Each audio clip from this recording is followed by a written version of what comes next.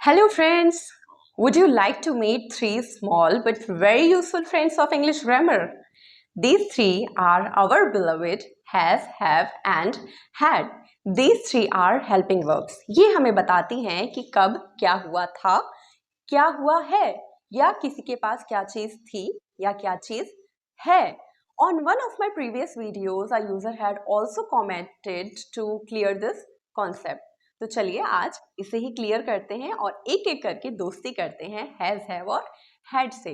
और अगर आपने अभी तक हमारा चैनल सब्सक्राइब नहीं किया है तो प्लीज सब्सक्राइब कीजिए जिससे कि अगली वीडियो का नोटिफिकेशन तुरंत आप तक पहुंच सके. Hi, this is Namita Kashyap. Welcome to grammar point. Let's learn together.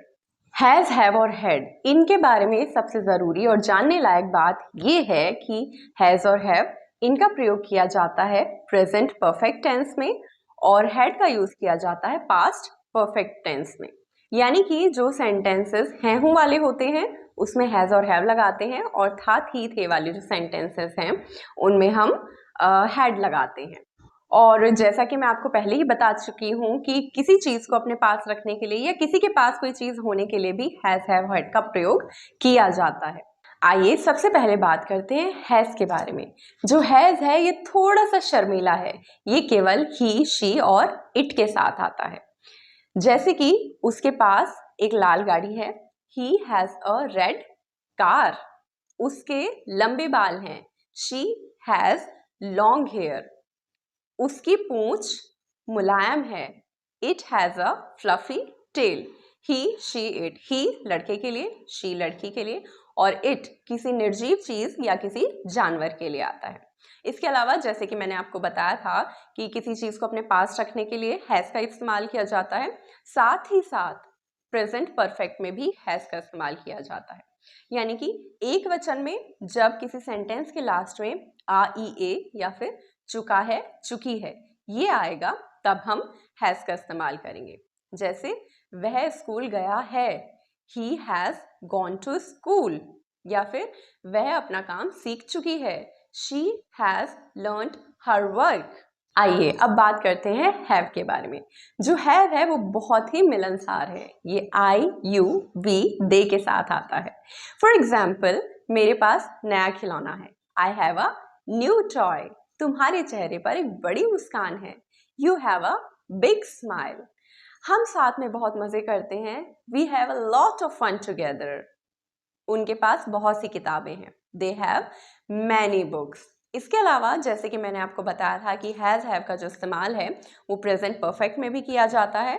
तो जिनके लास्ट में आई, यू, वी, दे वाले जो सेंटेंसेस हैं अगर उनके लास्ट में आ, ई, ए या फिर चुका है, चुकी है आएगा तो तब भी हम हैव का इस्तेमाल करेंगे. जैसे कि मैं अपना काम कर चुका हूँ तो I have completed my work.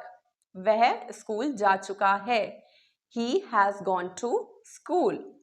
तो उम्मीद है आपको हैज़ और हैव का ये जो यूज़ है वो समझ में आ गया होगा. और अब हम बात करते हैं अपने छोटे से प्यारे से दोस्त हैड की. ये बताता है कि कोई काम पहले हो चुका था या कोई चीज़ किसी के पास पहले थी. ये जो है भूतकाल का सुपर हीरो है. सभी सब्जेक्ट्स के साथ ही आता है, चाहे आई हो, यू हो, वी हो, दे हो, ही हो, शी हो, इट हो. कोई भी सब्जेक्ट हो उसमें आप हैड का इस्तेमाल करेंगे. साथ ही साथ आप ये ध्यान रखेंगे कि किसी के पास कोई चीज़ थी या फिर चुका था, चुकी थी.